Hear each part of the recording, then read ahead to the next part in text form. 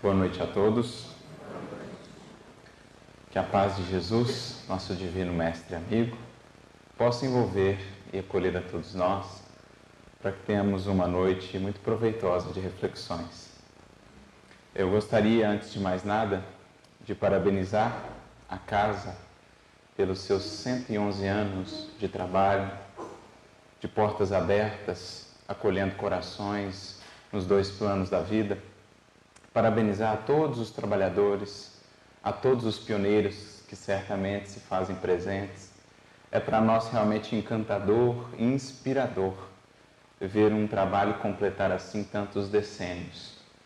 A gente que vai chegando agora vai tomando essa inspiração para levarmos adiante a tarefa que nos cabe a todos, honrando o esforço desses que nos antecederam com muitas e muitas dificuldades e que deixaram para nós caminhos ou veredas mais abertas, mais aplainadas, mais fáceis, digamos assim, de serem trilhadas, claro, também, com as dificuldades que cabem a cada um de nós. Então, que venham muitos anos mais, que venham muitos trabalhos, muitos corações mais se agregarem a essa família, a essa comunidade, e que daqui possa realmente irradiar uma luz cada vez maior, orientando as consciências no caminho de Jesus.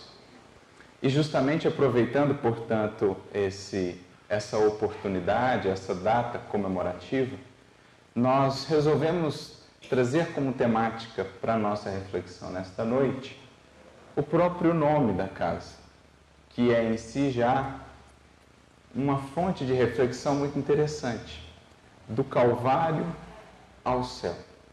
Será essa a nossa inspiração para a reflexão da noite, em busca que estamos todos nós do céu, que no entendimento espírita já sabemos ser não um local, mas sim antes uma condição do nosso espírito cada vez mais harmonizado com a lei divina, cada vez mais depurado e, portanto, habilitado a sentir as doces, as profundas emoções que vão tomando conta do ser na medida em que ele vai se aproximando realmente das finalidades maiores da vida, né? Na medida que o seu coração vai se estreitando na relação com o Criador. E naturalmente que a primeira palavra que nos chama a atenção nesse título é a palavra Calvário. Palavrinha essa que geralmente nos traz uma certa sensação de incômodo. Das passagens do Evangelho, muitas vezes aquela que mais nos chama a atenção ou nos tem chamado a atenção ao longo dos séculos, muitas vezes com essa característica de incômodo, é justamente aquele momento ou aqueles momentos em que Jesus, ao peso da cruz, faz a sua grande caminhada em direção ao Monte do Calvário, ao Gólgota, segundo algumas outras traduções, em algumas outras línguas. Mas, enfim, essa passagem do Evangelho tem nos chamado a atenção. E muitas vezes até evitamos pensar muito nela justamente por conta do incômodo que ela nos traz. Nesse sentido, me recordo de uma mensagem do benfeitor espiritual Emmanuel, no livro Pão Nosso, capítulo 103, em que ele inicia a sua mensagem falando-nos a respeito dessas recordações. Ele vai dizer assim: muitos estudiosos do cristianismo combatem as recordações da cruz. Atestam esses estudiosos que as reminiscências do Calvário constituem-se de uma indébita cultura de sofrimento. O que Emmanuel está dizendo? Que muitos daqueles que estudam o cristianismo, que estudam o Evangelho, muitos de nós, espíritas talvez, ou de outras correntes do cristianismo, teremos uma certa dificuldade com as reflexões acerca desses momentos do Evangelho. E muitos então dirão que devemos esquecer esses acontecimentos para nos focarmos apenas no restante do Evangelho, naquilo que veio antes e naquilo que veio depois, como se passássemos ali uma certa borracha sobre aquele acontecimento doloroso da cruz e do Calvário. Porque, no argumento desses, seria cultuar indevidamente o sofrimento. Para que pensar na cruz, na crucificação, no Calvário do Mestre, se podemos pensar no que veio antes, na convivência de Jesus, na intimidade com os discípulos, curando as enfermidades, orientando, educando o povo que o buscava, ou mesmo se podemos pensar no que aconteceu depois, na ressurreição. Jesus volta triunfante, falando-nos da vida que prossegue sempre, vencendo a morte. De fato, abrindo aqui um parênteses, esse pensamento acerca da ressurreição é muito importante, porque muitas vezes também detemos a nossa visão do Evangelho, detemos esse nosso ponto de vista na cruz, como se ela fosse o final do Evangelho, esquecendo-nos da ressurreição que a sucede, esquecendo-nos do sol que vence a treva, da vida que vence a morte. Então é de fato importante olharmos para além da crucificação, vendo a ressurreição que a ressignifica, que traz para aqueles momentos uma nova luz. A vida que triunfa sobre a morte, o bem que triunfa sobre o mal, a justiça que triunfa sobre a injustiça. Então é importante sim pensarmos no que vem depois da cruz, no que vem antes da cruz, as lições de Jesus, mas aqui Emmanuel vai apresentar a sua perspectiva, discordando desses que dizem que devemos esquecer a cruz e o Calvário. Nessa mensagem, ele vai dizer: nós, por outro lado, somos daqueles que consideramos todos os dias da vida do Cristo como jornadas gloriosas. E cada minuto seu entre nós, como divinas parcelas do seu ministério sagrado. Então, em oposição a esses que querem retirar ou esquecer uma parte da vida de Jesus, porque mais desafiadora, Emmanuel dirá: no nosso modo de entender, todos os dias da vida do Cristo, como cada minuto, como cada instante, tem a sua razão de ser, tem uma finalidade. Cada hora da sua estada entre nós, complementa ele, reveste-se de uma beleza particular. Então não são todos os momentos iguais. Cada um vai ter a sua beleza particular, inclusive para aqueles que desenvolverem os olhos de ver o momento do Calvário e da crucificação.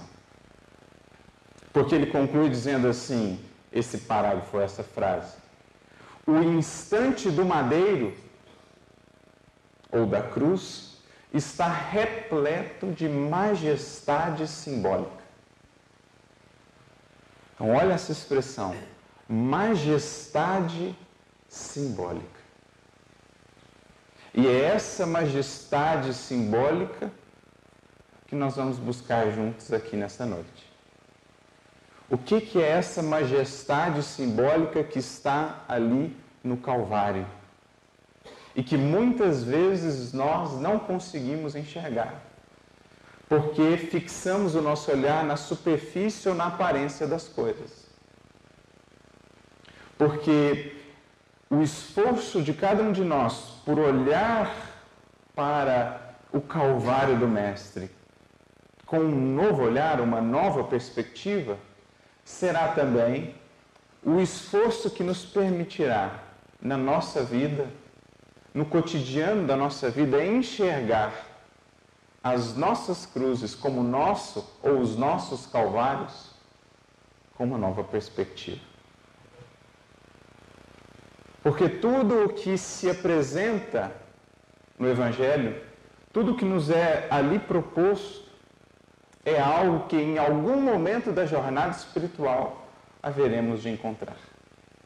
E Jesus, representando para nós o arquétipo, o ideal do Filho do Criador em perfeita harmonia com o Pai, é o modelo que nos ensina como proceder, como agir em cada uma dessas experiências.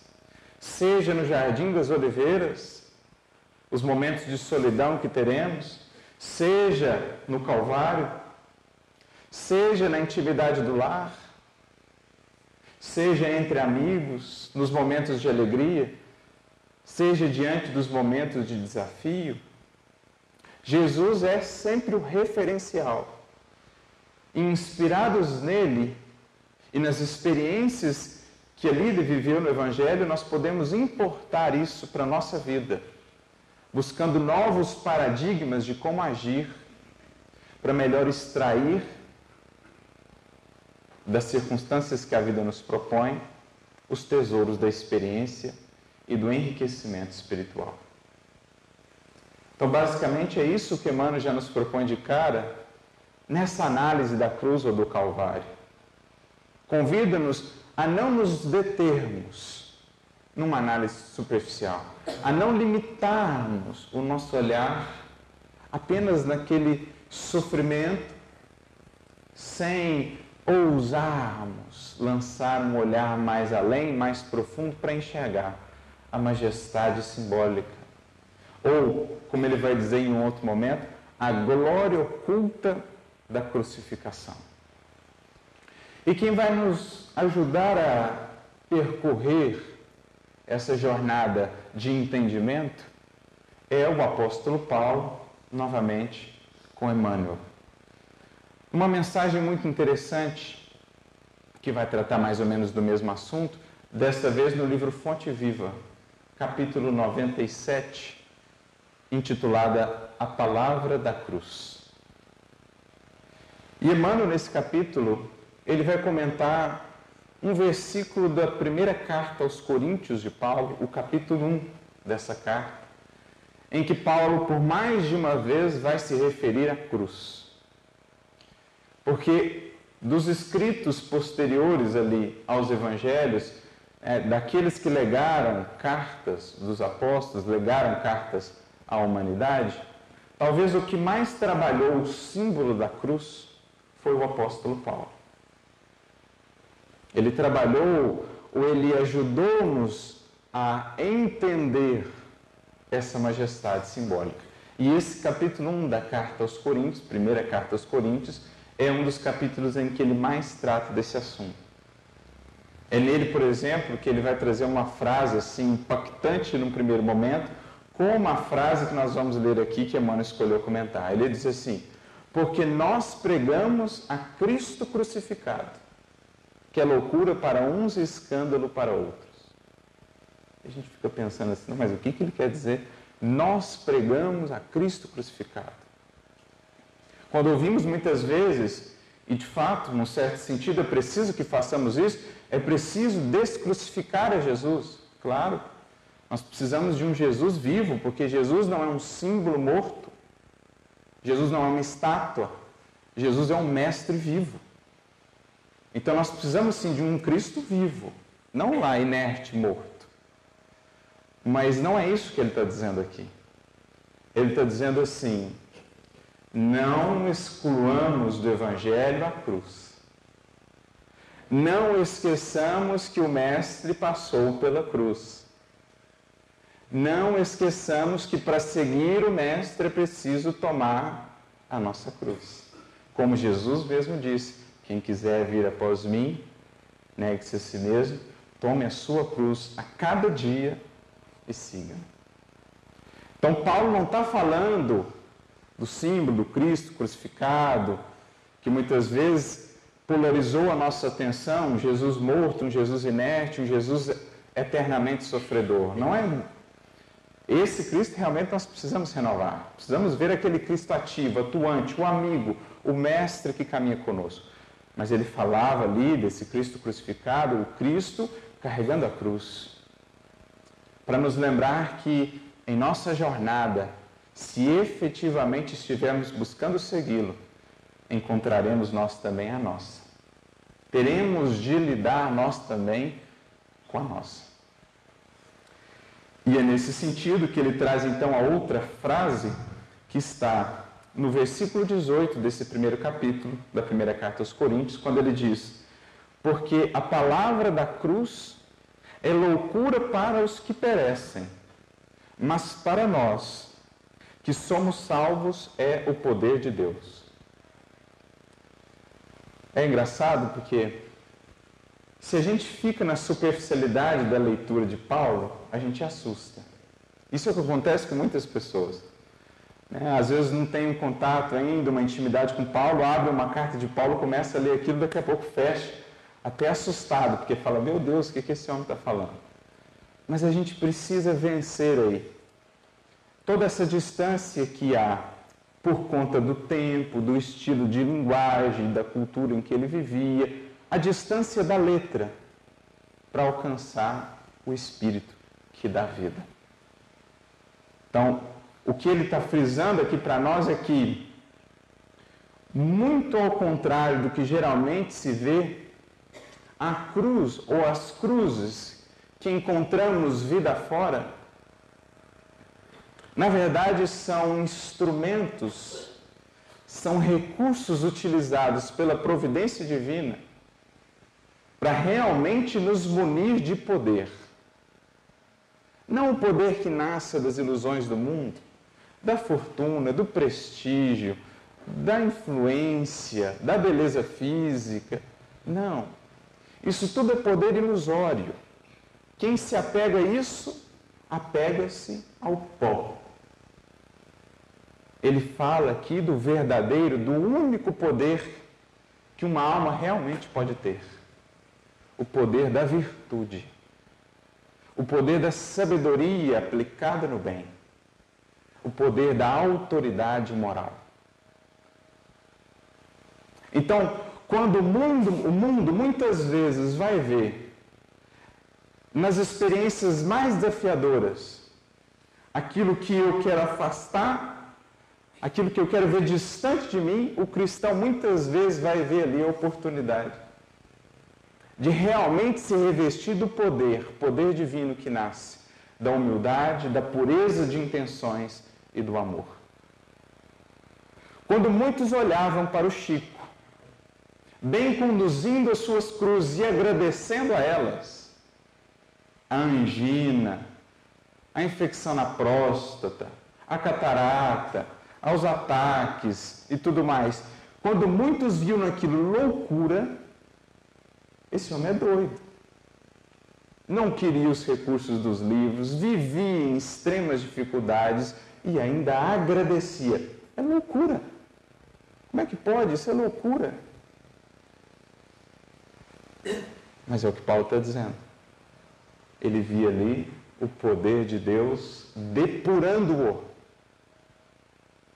purificando o seu coração e revestindo do poder que nos cativou. Do poder que faz dele lembrado, até hoje, com muita gratidão em milhões de corações.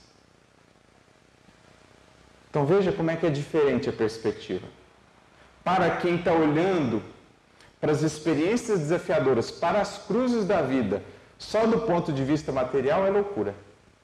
Mas para quem já tem percebido ou buscado a salvação, isto é, a regeneração, a iluminação de nós mesmos, as cruzes são o poder de Deus. Então Emmanuel pega esse versículo e vai comentar dizendo o seguinte: a mensagem da cruz é dolorosa em todos os tempos. Do Calvário desceu para o mundo uma voz, a princípio desagradável e incompreensível. Então olha o que Emmanuel está dizendo. Daquela cena de majestade simbólica, o Cristo silencioso no Calvário, não nos enganemos. Aquilo gritava para o mundo. Embora o Mestre estivesse silencioso, ao longo de quase todo o processo, ele, na verdade, gritava com uma eloquência que palavra humana nenhuma é capaz de expressar. Só que o que Emmanuel está dizendo é que, a princípio, a voz que saía daquele Calvário ela é incompreensível e desagradável. Como quase tudo que realmente é visita divina na nossa vida, no princípio, é incompreensível e desagradável. O próprio apóstolo Paulo vai falar disso na sua carta aos Hebreus, quando ele fala da correção divina, ele diz assim, que a correção divina, num primeiro momento, não é motivo de gozo, senão de tristeza. Mas depois, naqueles que permitem-se serem exercitados por ela, se converte em fonte de gozo, de alegria, produz frutos de justiça e de paz. Então, geralmente, a atuação divina na nossa vida não se manifesta como mel. Geralmente é como boldo. Mas justamente aquilo que a longo prazo nos cura. Geralmente é um medicamento amargo, mas que se tomado, se recebido com resignação, com disciplina, converte-se paulatinamente na cura. Geralmente é assim a manifestação divina em nossa vida. E é o que está sendo dito aqui. A voz que saía daquela cruz, só num primeiro momento, parece incompreensível e desagradável. Porque se fixarmos na superfície, o que nós vamos ver ali? Emmanuel começa a listar. No martirológio do Mestre, situavam-se todos os argumentos de negação superficialmente absoluta. Então, para o olhar material, para os olhos da terra, o que você vê na cruz? O abandono completo dos mais amados. A sede angustiosa. Capitulação irremediável. Perdão espontâneo que expressava humilhação plena. Sarcasmo e ridículo entre ladrões. Derrota sem defensiva e morte infamante. Então, para os olhos da matéria, você só consegue listar aspectos negativos. Mas é aí que somos chamados a olhar a vida pelas lentes do Espírito.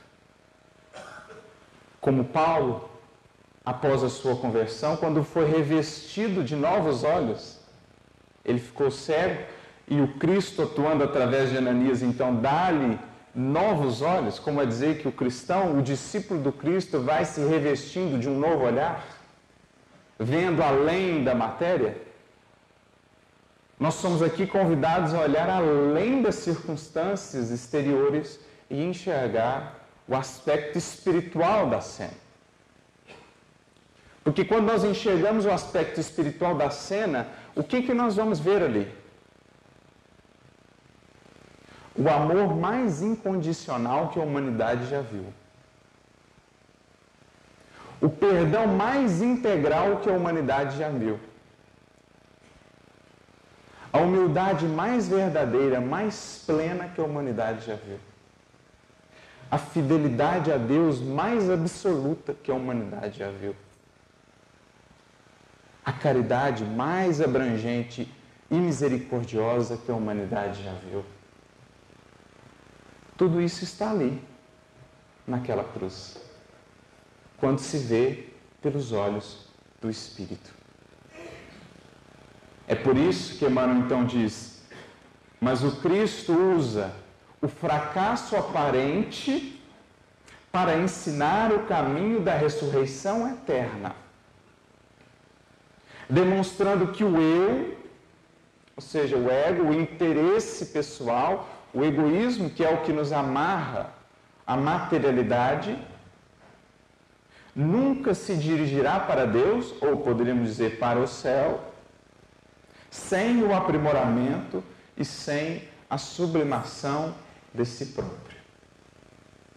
Em outras palavras, a cruz é o símbolo do velho eu que morre, que vai cedendo lugar ao novo eu regenerado, feito imagem e semelhança de Deus.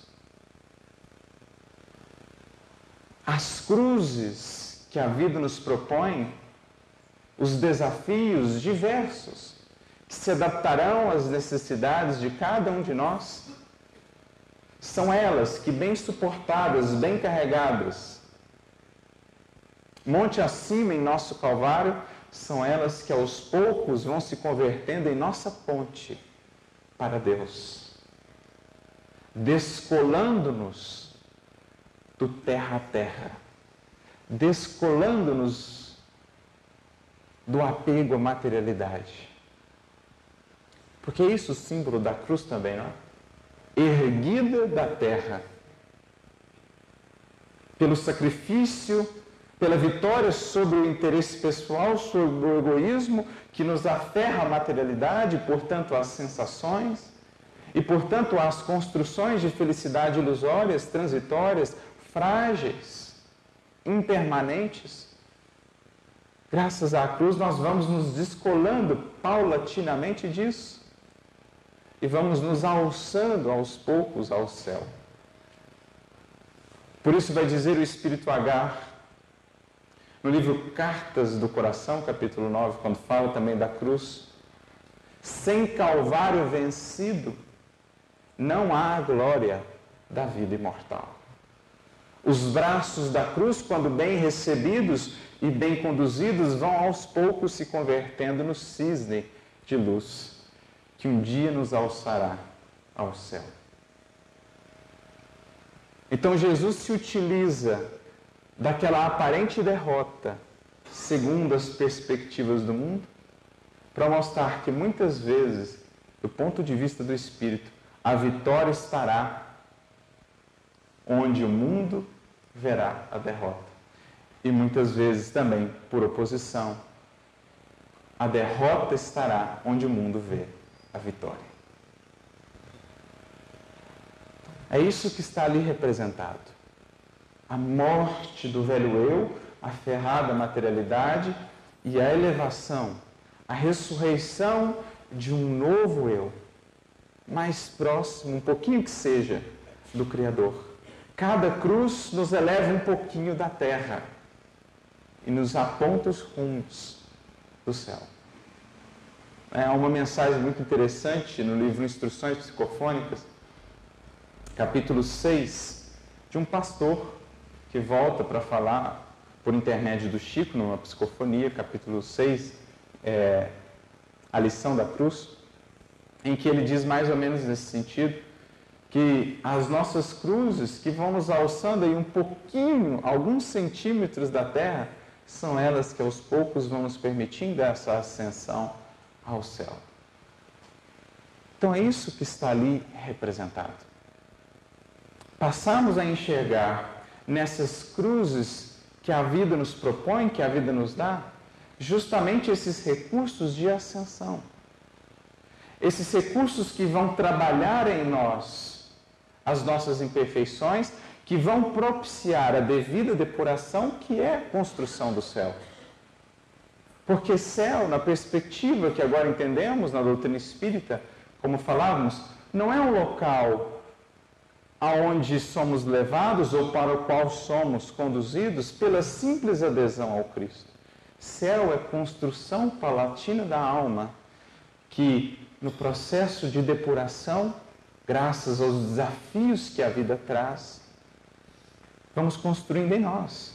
Quanto mais depurada uma alma, maior o céu que ela pode sentir, mais profundo o estado de céu que ela pôde construir. E as cruzes são depuradoras da alma. Quando delas fugimos ou quando as abandonamos, muitas vezes tornamos a cair nos mesmos desatinos do pretérito. Por quê? Fomos muitas vezes nós mesmos quem as rogamos para mantermos-nos focados no caminho a trilhar. Fomos muitas vezes nós, antes de para cá retornar, que clamamos por essa ou por aquela cruz, para que, concentrados no esforço que ela haveria de demandar de nós, pudéssemos realmente marchar no sentido do progresso. Ao invés de novamente ceder ou acalentar às tentações da margem do caminho. Cruzes essas que se adaptam às nossas necessidades, que se adaptam às nossas possibilidades de as carregar. Jamais põe o Mestre, jamais põe o Criador sobre os ombros de cada filho seu um peso, um fardo que não possa carregar, como nos dizem os Espíritos lá no capítulo 5 do Evangelho segundo o Espiritismo. Aliás, me recordo aqui de um conto que nos traz Humberto de Campos, no livro Crônicas de Além Túmulo, seu primeiro livro, lá no capítulo 35, que é um capítulo meio de despedida transitória, porque ele estava um pouco triste por conta de todo aquele processo que surgiu pelo seu nome, né? Pelo fato de Chico ter psicografado utilizando o seu nome, gerou todo um processo que trouxe muitas dores e desafios para o Chico. Então ele traz uma mensagem ali num tom dolorido, dizendo que a mediunidade a serviço do bem é quase que o caminho do Gólgota, falando para o Chico, mas que a fé converte as pedras do caminho em flores. Então ele estimulando o Chico a prosseguir, apesar das lutas, das perseguições por conta daquilo, dizendo que ele haveria de se afastar por um tempo, mas que depois haveria de retornar, aí sob um novo nome, Irmão X. Mas ele conta, ou traz então nessa mensagem, um conto que ele ouviu. E ele dizia de uma mulher que passava por extremas dificuldades em sua vida e que então orou ao Senhor da vida, dizendo: por que colocaste uma cruz assim tão pesada sobre os meus ombros, Senhor? Afasta essa cruz de mim. Então ela adormece e à noite é levada às esferas espirituais, a um belíssimo palácio, onde é recebida por um anjo do Senhor, que logo à entrada recebe bem e a conduz ao interior do palácio a uma sala especial, toda iluminada, sala esta repleta de cruzes, de todas as formas, de todos os feitios. Ele então volta-se a ela e diz: aqui estão todas as cruzes das almas encarnadas no mundo. Cada uma delas tem o nome grifado, registrado do seu possuidor. Mas, atendendo a sua súplica, pede o Senhor que escolha uma cruz mais condizente com as suas possibilidades. Permite então que ela escolha, que ela olhe. Ela vai olhando cruz por cruz, vai analisando, escolhe conscienciosamente uma das cruzes. Na hora que ela vai apresentar a cruz escolhida ao anjo, ela percebe que tinha um nome grifado ali. Ela lê então e vê o seu nome. Como a lhe dizer: é a mesma que você havia escolhido. Você já sabia. Essa era a que melhor se ajustava, tanto às suas forças e possibilidades como às suas necessidades. Não permitiria o Criador que escolhesses uma inadequada ao seu anseio de evolução, à sua necessidade de progresso. Por isso vai, confiando na justiça misericordiosa do Pai, que não maceraria os seus ombros com forças que não conseguisse lidar, com peso que suas forças não conseguissem lidar. Assim são as nossas cruzes. São elas que se adequam às nossas possibilidades e necessidades, ajudando-nos a manter o foco da caminhada, a lembrarmos de quais os compromissos assumimos antes de para cá retornar. Porque quando estamos concentrados em bem conduzir a nossa cruz, em bem cumprir o dever que ela nos traz, o sacrifício que ela nos propõe, a nossa mente está concentrada e não vagueia pelas tentações, não vagueia pelas ilusões que estão à margem. Aquele que abandona a cruz logo começa a olhar, logo começa a ouvir os convites sedutores dos velhos desatinos do passado.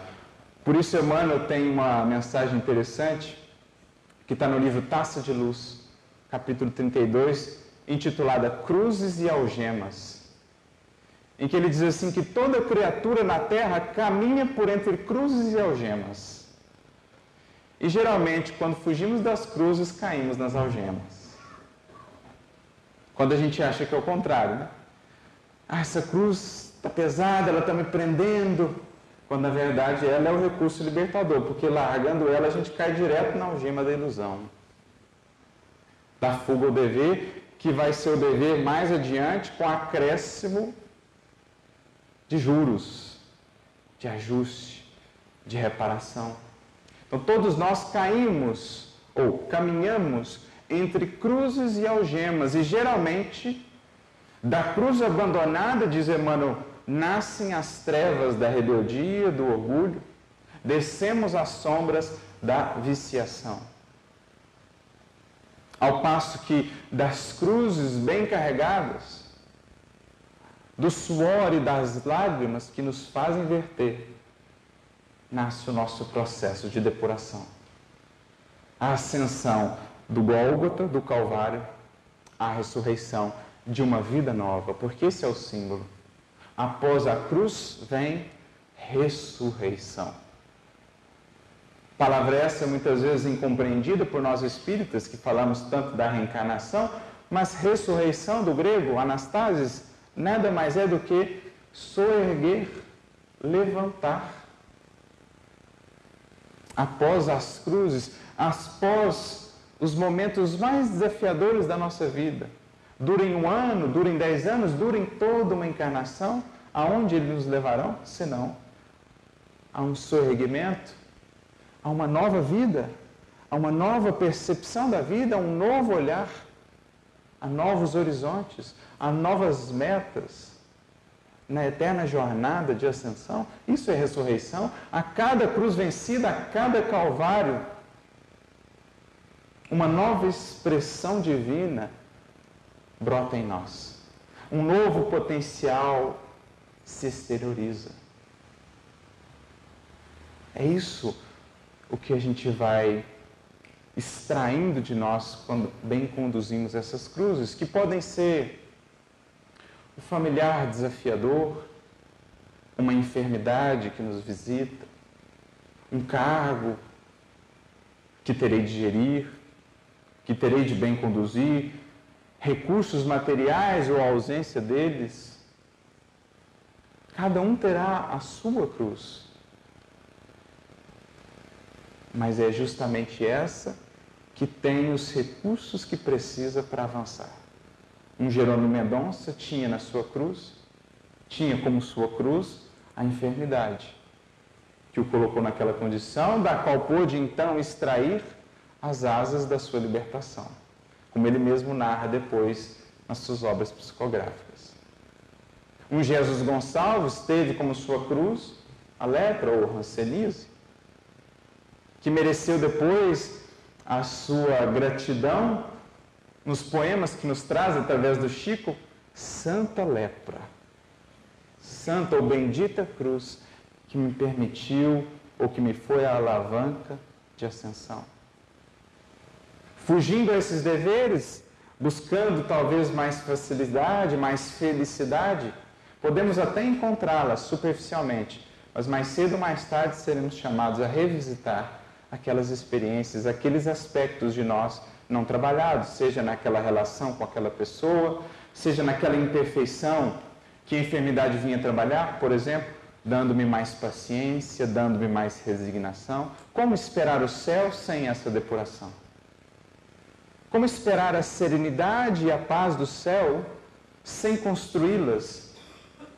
Essa serenidade e essa paz diante das enfermidades que chegam, dos reveses, das perdas, dos desafios da convivência. São esses os recursos? Benditas cruzes, portanto. São os nossos recursos de ascensão, que, quando abandonamos, dizíamos, voltamos os olhos, aguçamos os ouvidos, damos espaço na nossa mente para a voz da tentação. As facilidades, os prazeres, os gozos fáceis, a vida tranquila, mas indiferente. A vida tranquila, de facilidades na terra, mas com abafamento da consciência. É muitas vezes a algema que encontramos abandonando a nossa cruz. Me recordo aqui de um símbolo da mitologia grega que nos fala muito disso, uma história muito simbólica, que nos fala dessa importância das cruzes que nos são dadas para mantermos no caminho, focados no que viemos aqui fazer. Me recordo da história de Odisseu ou Ulisses, na famosa história de Homero, Odisseia. Ele que era rei de Ítaca e foi à guerra de Troia.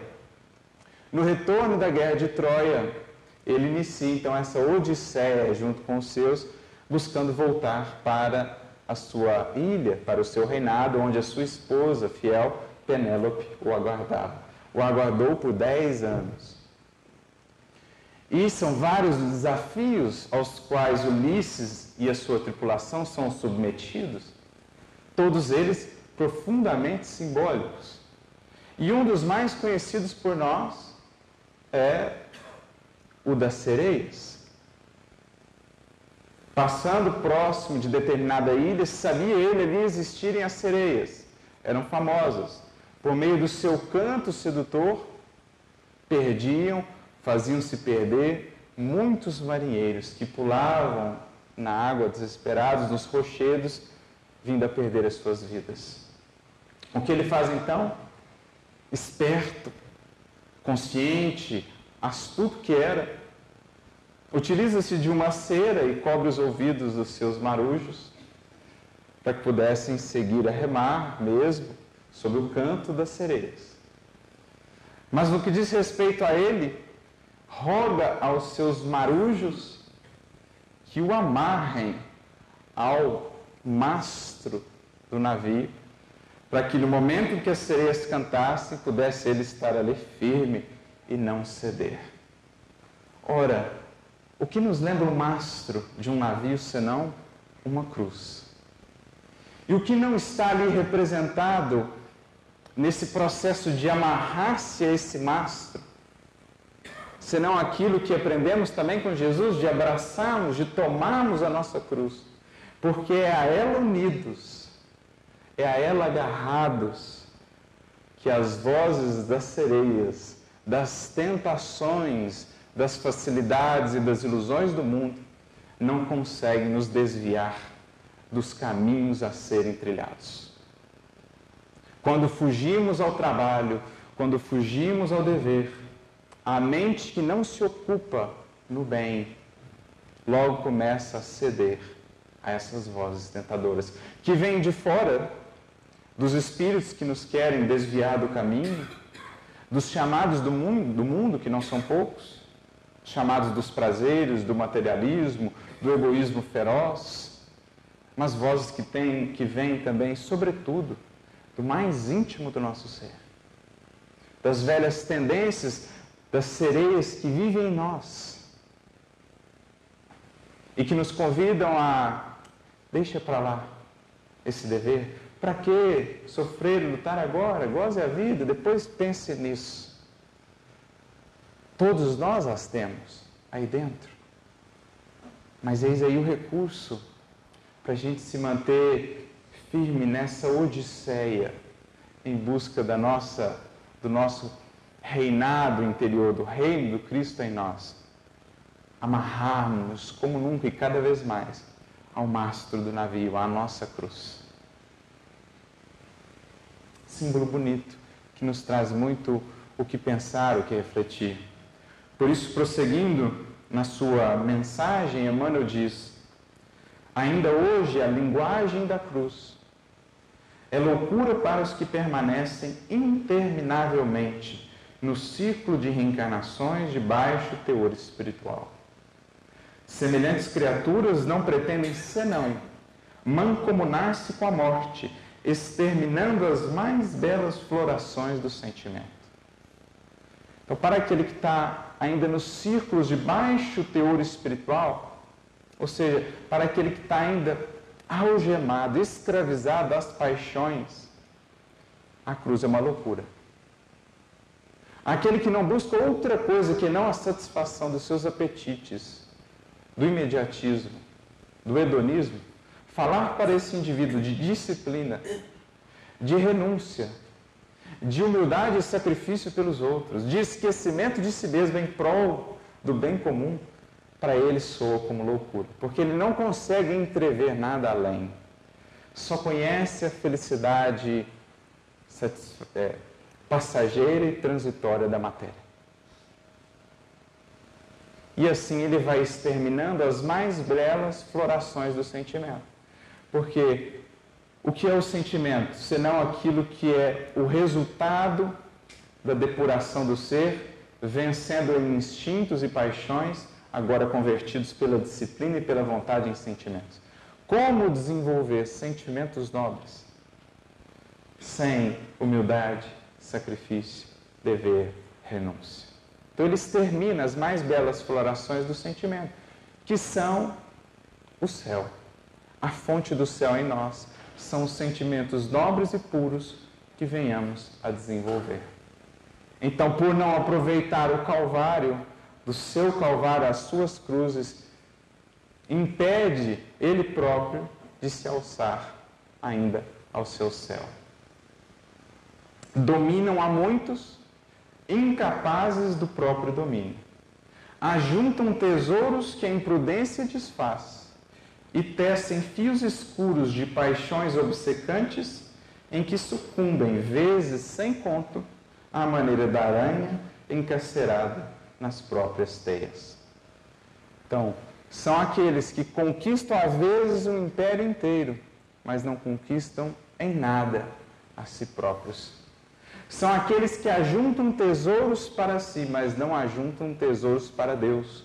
Como aquele lá da parábola, que havia produzido muito, ampliou seus celeiros e disse então à sua alma: goza, alma, aproveita, porque tem muito. E então a voz lhe diz: louco, esta noite te pedirão a tua alma, e o que tens ajuntado, para quem será? Estamos ajuntando para quem? Para a personalidade que morre? Ou para a individualidade que permanece? Repitamos a mensagem da cruz ao irmão que se afoga na carne, e ele nos classificará à conta de loucos.